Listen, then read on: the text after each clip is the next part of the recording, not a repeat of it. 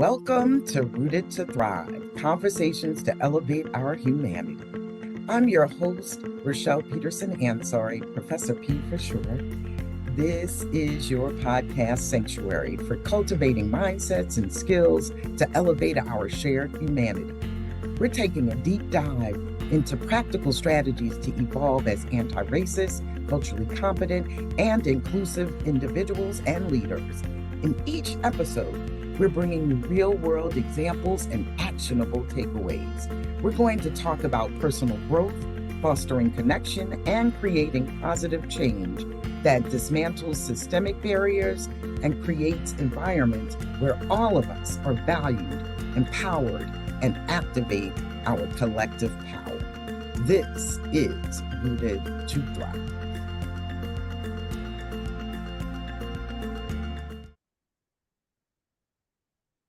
Welcome and welcome back to everyone joining us on Rooted to Thrive, conversations that elevate our humanity podcast. I'm your host, Rochelle Peterson-Ansari, aka Professor P. Now, today we have Justin Green joining me. He's the CEO and owner of Green Investment Group. He's also a former high school teacher, God bless you, and administrator in the School District of Philadelphia. He's a real estate investor, husband, father, and follower of Christ. Now, Justin and I have known each other over 20 years. And I was first introduced to him by his fiance at the time, Corinne, when she came to work where I was working, Arcadia University. And I have to tell you, I've had a bit of an insider's view of Justin's life, especially as part of the village that helps raise his two daughters, Naomi and Faith. And so Justin came to mind as someone who could speak to us about legacy, uh, fatherhood, and investment. And you'll see how all of that comes together in our conversation. Justin, it is an absolute pleasure to have you on today for this conversation. How are you doing? I'm doing well. I'm doing well. Thank you for having me. I appreciate you. And yeah, I've known you for over 20 years now. So Isn't it's a that blessing to something? see us. It's a blessing to see us both, thriving in our community as well as in our business. Yes, indeed. So, to get started, can you share just a little bit about your background? Who is Justin Green? Yeah. So from South Philadelphia, born and raised in South Philly, raised by my mom and grandparents. Um, Former high school teacher, so I love to teach. I love to educate young people, but more so now, I think more so just adults as well. Um, Administrator for the Philadelphia School District, former administrator, and eventually decided to look at real estate investing as a way to provide extra source of income for my family. Started doing that for several years and became, I would say, successful in that, and decided to resign from my job in 2016 and become a full-time real estate investor. And so now I do that as well as coaching other people on how to invest in real estate as well. And yeah, we have a brand new event space coming up that's going to be opening up in October as well. So I'm a father, husband of it'll be 22 years. It'll be 22 years in December of this year. Wow, that's crazy. 22 years. I remember Rochelle at my wedding. So at any rate, but yeah, 22 years. Older daughter, she's 20, third year in college. Freshman now in high school. My youngest daughter, Faith, and lover of Christ, servant, and yeah. Good stuff. Good stuff. I know people are like real estate, education, coaching other people, event space. How does all of that work together? But before we go there, can you share with us what comes to mind for you or what came to mind for you when you first heard the title of this podcast, Rooted to Thrive, Conversations that Elevate Our Humanity? Yeah, so I really thought about how can we help the next generation thrive, right? So, what are we rooted in?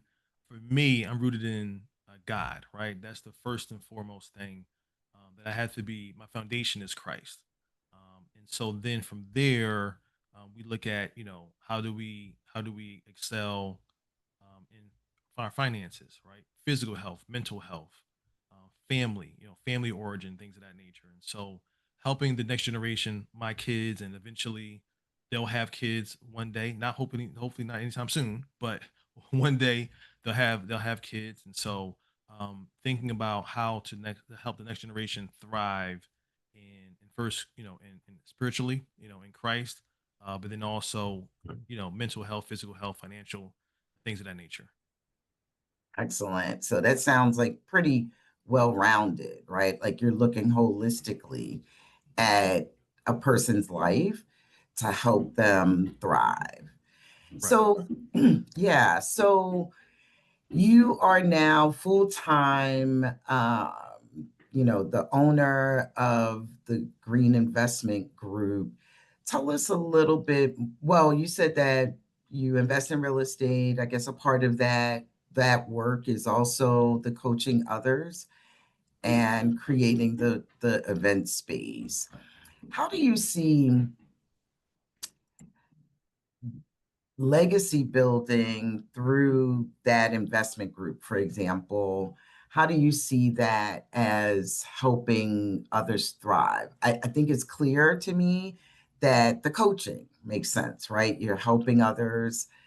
And you might want to speak to like why you look at that legacy building for the next generation. Right. So I think personally, with looking at Green Investment Group, um, I got into real estate just really to take care of my family. That was the sole purpose. Mhm. And there were some threats of layoffs back in 2011 at the school district, and I'm like, man, I can't. I'm a man. I'm a man's man. So I need to figure out how to provide. Overall, I mean, ultimately, God is the provider, but He empowers men and women as well to provide, right? And so, started buying rental properties as a way to have extra income. But then, as I evolved, I started thinking about building assets to give to the next generation, which is my kids. So I can remember taking Naomi at the time, when she was 6, 7 years old, to different properties, showing her how I was rehabbing, and she didn't understand it, right? She would run around the properties, right? But now thinking about it now, where she's actually part of my team and she helps manage the property, she's helping call tenants in, she's putting in things in QuickBooks and things of that nature, right? So it's a full circle. It's like, man, she saw me when I was, when we were in the houses and fixing them up. But now she can see the back end, the office work, where it's not about the tile, the best looking tile in the kitchen, but it's now, what do we do to continue to help the business grow financially, and what does it take on the back end administratively to have a well organized business? So Mhm. that's building legacy, and then ultimately, you're creating legacy by having assets that you can pass down to the next generation, and it's never my goal for my kids to just follow my footsteps around, regards to real estate. If they want to be involved in real estate, they can, but I think more so about knowing that you can own your own business if you would like to, whether it's a side hustle or full time venture, and then just knowing that you can build wealth, and not have to depend on a W-2 income, which is totally fine. But I want them to be able to build something outside of their full time job if they would like to. Mhm. I hear you saying freedom to choose. Correct. Right. Right. Right? Like legacy is freedom to choose. Legacy is being the example, modeling what you want the children to learn. It's one thing to tell them, it's another thing to show them how, and let them come to it. As a young adult, I know that your daughter may not, I don't know if she's interested in real estate, but I She do she's know not. She's not at all. okay, but she's gifted in another Right. area. And I Right. have to say, so she has been doing some makeup artist. I don't know if she's still doing that, but let me tell you, y'all, yeah, uh, Naomi came correct when, Aunt Rochelle actually wanted Right.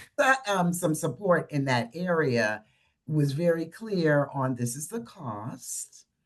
and I'll come to you, you Right, know, right, and made it a special experience, which also made it worth the money, right? Like, so right, she's right, right. learning, she's catching lessons that she can take inside someone else's company as well as use to thrive and build her own. Yep, But yep. what's critical is the freedom to choose.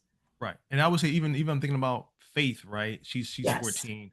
A few years ago, she had a snack business in her school, right? Where it's like, hey, Ah, dad, I need some money. I'm like, I'm not giving you no money. You need to figure out how to make some money. And so, mm, we went to Restaurant Depot, got an account there, got some snacks, and she started selling snacks. And so through that, I was able to show her like, hey, listen, this is what you invested into the business. Here's a spreadsheet. Let's make sure we organize. Let's do a survey beforehand to figure out what snacks kids like. So they don't have to, essentially invest in real estate, but it's those principles, right? Those examples of, mm, hey, we want to do this, let's do it with excellence, and here's how we can mm. thrive in the business if we do this on the back end as we move forward. Fantastic, fantastic. And you mentioned that that was just I say just, but that was part of the personal side. But we've had some previous conversations where you've even mentioned a larger, broader community and the impact that you would like to have.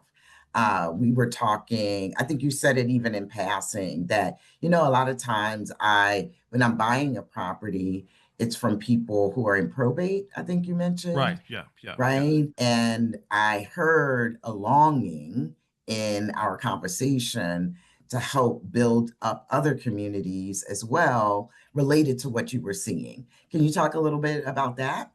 Yeah, so we have a coaching program where we're helping individuals understand how to invest in real estate, right? So in that sense, it's really about, hey, listen, you're in Philadelphia, you see Philadelphia changing around you, right? What do you need to do to position yourself as an investor, whether you're buying one or two properties or whatever, whatever, I mean, really whatever it may be, but really figuring out how can you now invest in real estate and thrive in that area. I think a Mm, lot of times we settle for just, hey, we're going to just buy a home, but not think about how that asset can really benefit not only this generation but the next generation. And mhm, then also talking to my students about what it is to have a will, what it means to write down exactly what you want, get a lawyer, get a notarized, get a will done, so that way.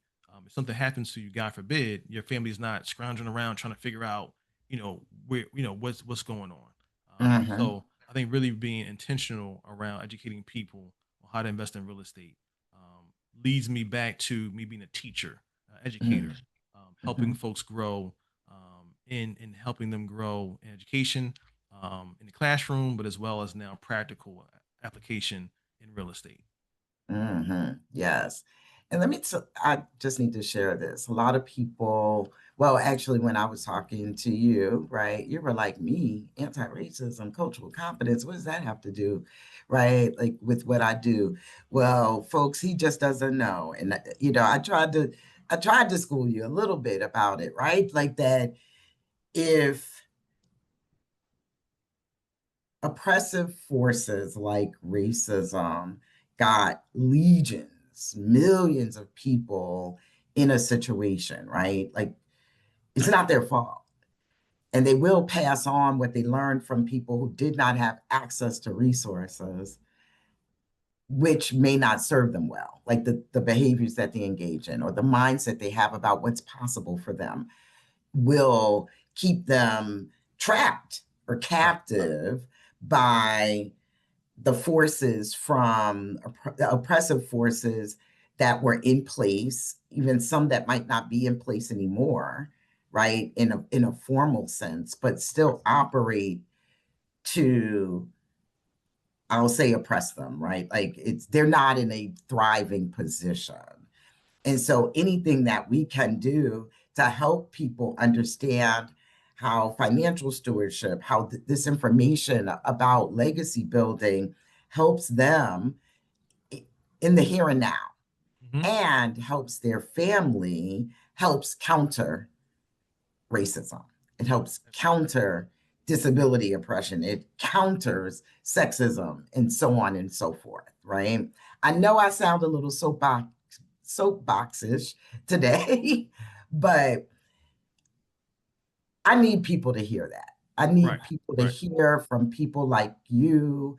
I may know a little bit about what you're talking about, right? I've dabbled a little bit in real estate, definitely not my calling. Right. So we leave it to people like you. However, I understand it, right? Like, so I understand about building something, about even if you get a property and you have one that you rent out for 30 years, somebody else is paying the mortgage, Right. right? And now you have an asset that after Exactly. it's paid off, right? Then all of that's coming to you, your family, people that you leave behind. That's just one way you could be involved in Right. real Right. estate. Right.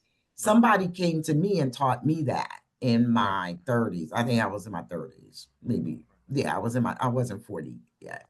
Yeah. And one conversation changed that for me. Right. Right. Yep. Yeah. Yep. Yep. Yep. And I remember sitting at lunch with one of my colleagues that I consider a mentor, yeah, Jewish guy, right? And so we were talking about just some goals, and this had to be probably this point maybe 8 years ago, 9 years ago. And so I was talking to him about some goals that I have, right, around legacy. And so at the time, I was doing a lot of flipping, right? So I was like, you know what, man, I think I want to build a rental property portfolio so I can have passive income, but also give them to my kids, once I retire and things of that nature. Or God forbid I pass away soon, right? And so I was currently working on starting to work on two projects I was going to flip.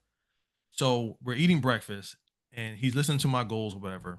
And he's like, "Well, listen, if your goal is to build a portfolio, why are you flipping the two that you have now? Why don't you just hold on to them?" And so I'm like, I hear you. Excuse me, I'm like, I hear you. But I'm thinking these two flips would probably bring in at the time, if I flipped them, they would probably bring in like 70, 80 grand for both deals.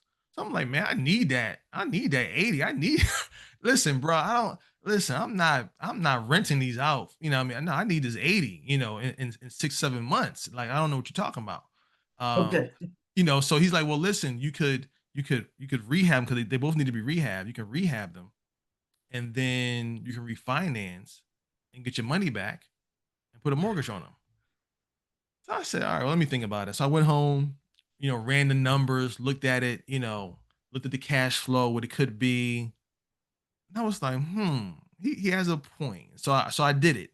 And then that positioned me to then look at that strategy, which people call the BRRRR strategy, as a way of building passive income without necessarily using your own money.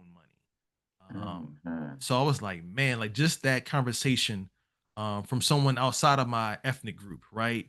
That has more insight, that doesn't mind sharing. And so that's why it's important for us not to be in our own box, in our own bubble, right? We need to get out of our environment, right? I remember going to college. I went to Westchester University, and I'm from South Philly, right? So we didn't have any grass or lawn in South Philadelphia. Went to Westchester University, and I saw white people walking around campus with no shoes on. I said, "What? Why are y'all doing? Why are y'all so happy? Why are y'all doing this? This doesn't make any sense." But that's their culture. That's their norm. It was just like they're at peace. Why am I so rough around the edges and I can't say hi to anybody? And I'm like, no, listen, bro, you gotta ease up.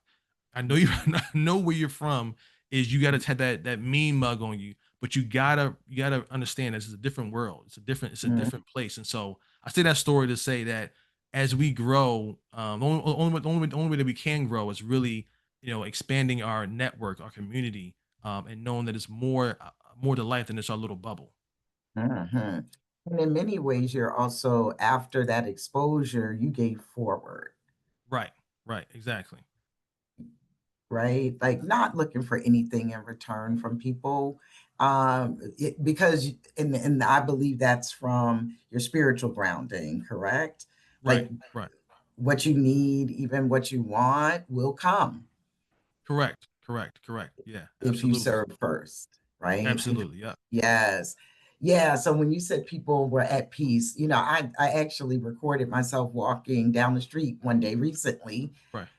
And it was because I started recording myself before it happened, but I was walking across the street. I walked across the street and this person, it was happened to be a white person. I'm in a very mixed neighborhood, right? So racially mixed neighborhood. And this white woman was walking towards me, but she was walking along, and I said, she looks happy go lucky. Right. Right. Right. Right. Right. And I was like, yes, I want that kind of peace. I'm actually I'm in that peace now. But I remember not being like you too. And then the person kind of like like they were getting a little more tense. I was stopped. I was walking my dog and I was stopped, lo and behold, by her car. Gotcha. Right. And Gotcha. it Right. just got, it just seemed like it just got tense for a moment. And then I Right. think there was some relief when she was realizing I'm just standing here for Right. my, because of my dog, Right. Right. Right. because of my dog. But when you said the happy go lucky and the peace, I was like, yes, that is something that is promised to us all. Right. But there are some things we have to do. And sometimes the environment that you grew up in, you know, not that it's desolate of anything great, because you were raised by people in that environment, Right. Right. and that's a part of your roots, Right. Exactly. right? Exactly. That's good too. But you were exposed to something that just kind of got you mean mugging, as you Right. said, Right. right? Right. Like got you tense and basically not at peace. Right. Right. Right. And peace is what you sought after. Absolutely. Absolutely. I need peace every day. Listen, Yeah, I need peace. yes, Peace. Absolutely. Absolutely. every day. And so I'm curious, we're talking a little bit about the financial stewardship and the growing a business and a little bit about fatherhood. How it, how does the spiritual connection come into play with this thriving through all of those entities that you've explained so eloquently work together? Right, right. Yeah, yeah. I think that when I look at, the spiritual aspect, being a believer in Christ, that's where the foundation is, right? Okay. There's a scripture in Deuteronomy that talks about how that God gives us the power to gain wealth, that everything we have comes from him. And so I always want to remind my kids, because my kids see the fruit of my labor, right? They see, oh, we're going on trips, or oh, we have X, Y, and Z, right? But I always want to help them to realize, where this comes from, and not necessarily the trips or the money and things of that nature. That too, but more so about what is the foundation, right? How are we as human beings? Are we righteous, right? Are we having a heart posture towards God, where we're loving people, serving people, where we are committed to our word, right? Where we're committed to community, helping people grow in our community and serving community as well too. So I think all that plays a factor in being a believer of Christ, which then moves towards business, right? How we help people in business, how we manage rental properties, right? How I may talk to my tenants, right? It's like, hey, you haven't paid me in 3 months. Do I go in there and just bust down the door and start taking out furniture?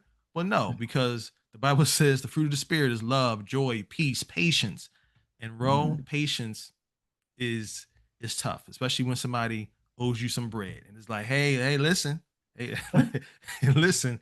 So to answer your question, it is everything I do. I try to make sure that it's rooted in Christ, in the Word of God, and then from there, I see how it helps me to navigate different scenario situations in my entire lifestyle. That's right. Yes. And I just have to say, so I do know. Right, right, right, Because when I was managing property of my own, right, and people were renting from me. Well, there were a couple of things that showed up, right, that were character building, we'll call Right. it that, right? Right. And I, what resonated for me was when you said, yeah, I'm supposed to show love, kindness, right? Like joy, or like experience joy, I believe, because that has to come from the inside out. And discipline. There are many fruit of the spirit, right, per se, right? So as a fellow Christian, I understood that. But I will tell you, doing what you did with like holding the rental property portfolio, I did it for 10 years. And at the end of 10 years, I was real clear that's not my calling. Right. Right. I saw, I experienced evictions, not for me. Hmm. Um, people paying their all the first, the first, the last, and security, and then dipping the next month Right. because Right. they only needed a place for a month. Right. Right. There some people, I actually even got somebody in, like learning my lesson, right? I had somebody who said they were a friend of a friend. They said that they had only lived in a house, and the house was had a mortgage, and Right. their spouse, who was now deceased, was the person whose name was on it, so they don't have a history. Well, turns out the person knew the system, and Right. they did have a history, Yep. right? Like, I mean, all Yep. those Yep. things. While those things were character building for me, and I wouldn't trade that, to be Hmm. honest. Hmm. I just, in 2020, when the last tenants left in May, we were in the pandemic. They didn't need to be here anymore. They were students. I turned and said, Lord, Right. please, Yep. Yep. Yep. I Yep. know what I want is to be out of that. And here we are 5 years later, having had to turn back. Hmm. Hmm. When Yep. I could, like I have space where I could do that Right. Right. when times get hard, but I won't. Yep. Yep. Yep. And I think that speaks to just knowing God's direction for your life, right? Knowing Mm-hmm. like what is God's direction for your life. Like, the word talks about trusting in the Lord with all your heart, right? And leaning not to Mm-hmm. your own understanding.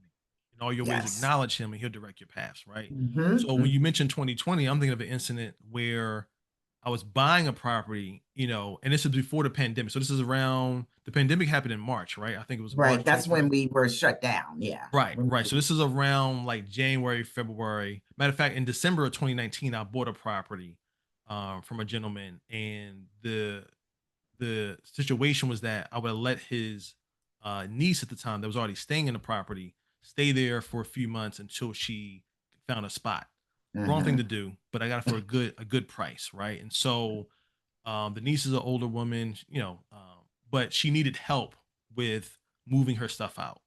So I hired my mom to get a cleaning crew to pack up her stuff in boxes. I hired another team to actually move her into storage area. We got a U-Haul for her and everything, right? So the plan is let me help her move out, right? The pandemic came, the city came down with the what was it? The not addendum, but the The um stay-at-home order, yeah, like stay when at you. home order, right? That says Okay. that if tenants don't want to leave, they don't have to leave. Right. Do Right. you know that we moved everything she had in the storage area? We did all that stuff, cleaned up her boxes, her furniture, and all that stuff. She said, I don't have to leave because the city has that. I'm staying. Yep. Yep. My patience, bro, I had to repent because at one point I'm on the phone and I'm hollering at her, and my wife Corinne had to come and said, "That's not who you are. That's not who you are." And so I had to repent. I said, all right, sorry, but I knew that for me, my vision for the property was to build passive income, right? So I made it Mm, into a duplex. So I know that I wasn't that wasn't for me to quit. It was for me to lean in, but to practice patience, having mm, endurance, right? Perseverance, right? What do you do when someone is clearly disrespecting you? Um, and yeah, and acting a fool in a sense, right? How do you still show the love of God when somebody is mm, clearly in the wrong? yeah. And so I'll admit, in the beginning part, it was like, no, listen, you're doing this. I need to fight fire with fire. Um, Mm-hmm. but it was a learning lesson because I was quickly reminded of my wife that's not who you are. And Mm-hmm. yeah, so those are just things that help us and grow us as we mature in Christ. Yes, yes. Like all of these things, when we look outward at what's happening around us, yeah, some of it, it may not be fair, Right, right, yeah, right? It may not be fair. However, look into what lesson is in there for you too, because right, this is still being allowed right, to yep, yep, yep, happen, yep, right? What's the lesson? And then here, two people are witnesses, and there are many, many more, I'm sure, who didn't have a lot of resources to invest in real estate at the time, right? right, I mean, maybe you were further along by then, but I know I wasn't. right, Right? Um, really leaning on your foundation to say, no, I need to be who I am right, in this right, situation. Being who you are authentically as a peaceful, loving, kind person will prevail. right, right, right. And then I would say also the lesson is for me, but then also the lesson is for the next generation, right? Okay. Is building, as you mentioned, legacy, right? It's like, okay, Mhm. I'm in a situation, not only is my wife looking at me, but how my kids are looking at how I react, right? And they may not Mhm. understand the full scope of what's going on, right? Right. They just know dad is being being offended, right? It's like, hey, somebody's doing something, right? But it's how do you behave when you're up against the wall, and now how can you now share that story later on for the next generation, so that way they can understand the peace of God, right? They can understand God's provision and his rulership, right, over the situation. Because ultimately, she did leave eventually, and I was able Mhm. to fix the property up, and is now cash flowing, right? So there's a story behind that, not just for myself, but to help Naomi and Faith understand, hey, this is how I go. This is how I can handle the situation when things don't look the way I expected it to. Yeah, and not just them, but the people you're coaching and the people Right, who are listening to this podcast right now, right? Like that there's an example out there that includes someone overcoming. It may not be in that moment, right, right? So, what do they say?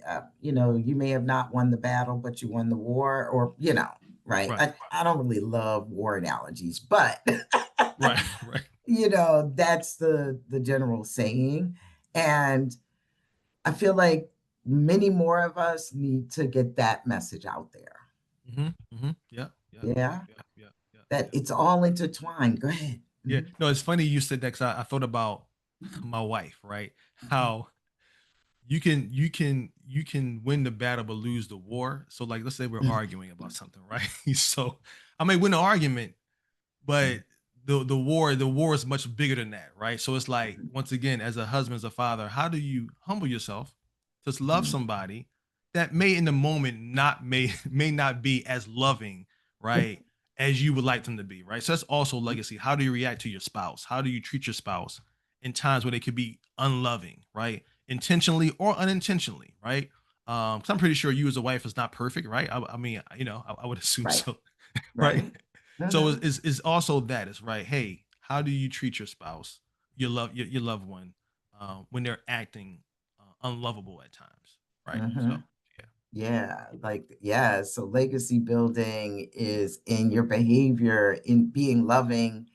Ah, wow. yeah, In your household, to your yeah, yeah, partner, yeah. for your Because children. I grew up with my seeing my grandfather and grandmother, you know, and so they had a good relationship. They've been married now for what, 65 years, I think.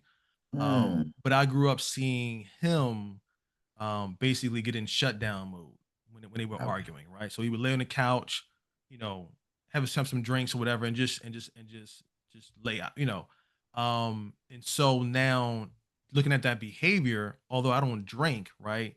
But when it comes to, let's say, a disagreement with my wife, I may ice her out. Where it's like, oh, you know what? I'm gonna be in my office. You can be upstairs, right? But that's not healthy. So now, Mhm. how do I now, as a loving husband, as a man of God, now, you know, stray away from that behavior that I saw growing up, and now saying that things are going to change. I need to make sure that my kids, my wife can see how you correctly, lovingly handle disagreement, right? How do we handle conflict healthy, right, in our household? So sometimes with legacy, you gotta change the what you saw growing up, right? That's right. And so that's key. So first you have to have the wisdom to know that like maybe you might not know what's healthy, but you know this is probably not. Right, right, right, right, Right? right. Yep, yep, yep, yep. So you have to get at least get that wisdom from somewhere, Right, and then to execute right on something different, because you're going to duplicate that in the generations that grew up in the household with you, right. Yep, regardless. Right now, I did notice, I mean, and I would say, so, okay, like earlier you said, I was raised by my mom and my grandparents. So there was something noticeably missing there. yes, yeah. My father, yeah. And you have centered who you are as a father Right. in your life. So there was something, you had a father figure if your grandfather was there, Yeah, yeah, and yeah. maybe other males. But I'm curious about the intention you set regarding that led you to where you are today. Yeah. So my father wasn't in my life. I mean, he would come around different milestones. So eighth grade graduation, I can remember him being there. Hmm. High school graduation, college graduation, wedding, um, Oh, he christenings, was right? at the wedding? Oh, Yeah, he okay. was. Yeah. Yeah. Yeah, he walked my mom down the aisle. So there are times where he would show up, right? But the relationship wasn't there, right? Gotcha. And I think as I became further down my adulthood, I realized that he didn't have the tools to know how to love and build a relationship with me. Like he just didn't have the tools. Um, and so with me not having him in my life, I went extremely hard and being intentional around being a great father, right? Being there every step of the way, right? Mhm. Um, and so while he didn't have the tools, I don't think I necessarily had the tools, but I know I had love for my grandparents and my mom. And Mhm. so I took that love and said, hey, I gotta take this love that they've given me, and I have to take the disappointment from my father not being there, and I gotta turn that around to really being engaged as a father to my kids. Um, Mhm. so sometimes you take that pain and you flip it over and you make it positive, right? Um, Right. and then And you then also forget, had to forget. Go ahead, go ahead, go ahead. no, I was just going to say you took the example where you felt like people were depositing into you, like the people who were there, you Right, knew that felt, you knew what that felt like to have them, what being there meant right, as an adult in a child's life. And so you took what you learned from them and poured that into your children. right. Yep, Yeah. yep. And I know I cut you off. I think the word forgiveness was getting ready to come out. Was that what Yeah, was? yeah. So I would say as an adult, Okay. like healing and forgiving your father, right? For me, it was my Mhm. father, Mhm. because I realized that he grew up in a generation. So he passed away several years ago. But realizing that he grew up in a generation where his father didn't really show him love, right? Because his father is from down south, man's man and just hard nosed. And so my father grew up, not very emotional as well too. Mhm. Um, so just knowing like, hey, there's a backstory as to why maybe he didn't show up or why he treated me, why he didn't show up or why he did X, Y, and Z.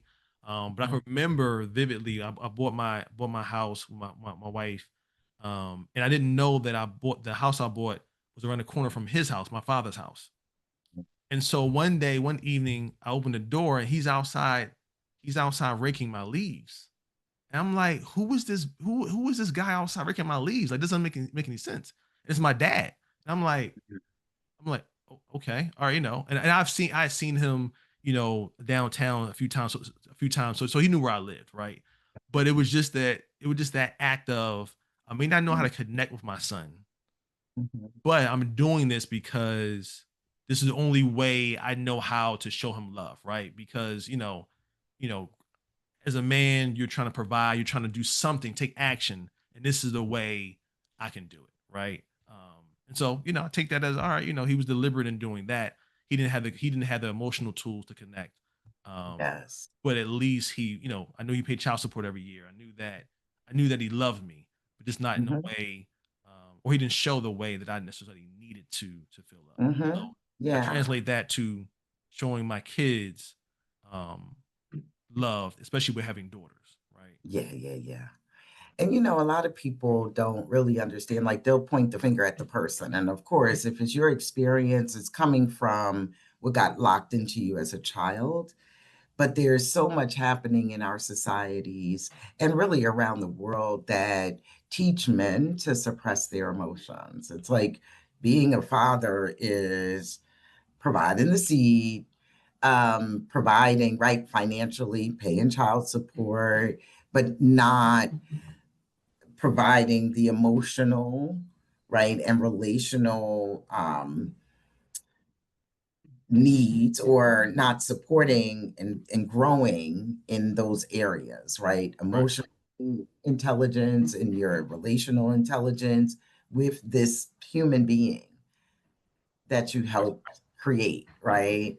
And so a lot of people don't know, right? Now, I wasn't raised in the house with my dad, but I had a dad that he was a girl dad. Like he was braiding our hair. I mean, he knew how to do quite a few things that seemed odd to me at the time.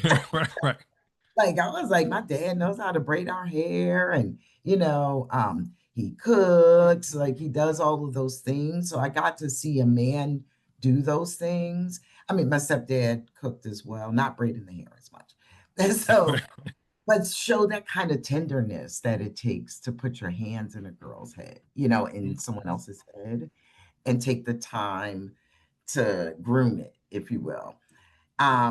He was affectionate with us, but did not know how to do that with adult women, Got you. from what I saw. Right. Got you. Yeah, right. So, again, another example of, I think, people not having the tools, but and I'm not suggesting that people accept anything that's abusive, but knowing that they don't have the tools helps us sometimes see through when they are attempting to Right. show love, like Right. what the child, what the other person in their life needs, the best way they know how, Right. Right. Right. Yeah. right? Yeah. and Yeah. and to your piece and to your legacy building, forgiveness was a critical step. Yeah. Yeah. No, absolutely, absolutely was. Forgiveness was Gotcha. Gotcha. key. Yeah. Well, Justin, this has been a wonderful conversation. I'm sure, like for me, it just felt like we was chopping it up. Right. Right. Right. Is there any final advice that you would share with people in our audience, or any resources that you would share with them? Yeah. I would say advice would be to put God first. I know that's an old saying. People say that, but I really feel like, um, your connection with God, the relationship you have with God is important, right? And it's not just for gain. You want to gain wealth, or you want to gain. It's really about the relationship with Him. So I would say that is extremely important. Um, and then I'll say, we didn't really mention this, but forgiveness is key. But I would say therapy is also important. Therapy really helped me, couples therapy, but also just individual therapy around my dad and what happened and things of that nature. So go to therapy, Mhm. y'all. I think as black men, sometimes there's a stigma around, like, black men in therapy and things of that nature. But no, we need healing. So I think Mhm. God can definitely heal us emotionally, mentally, physically, spiritually, but also He's put therapists on this earth as well, counselors on this earth, to Mhm. help us heal as well too. Mhm. Excellent, excellent, excellent.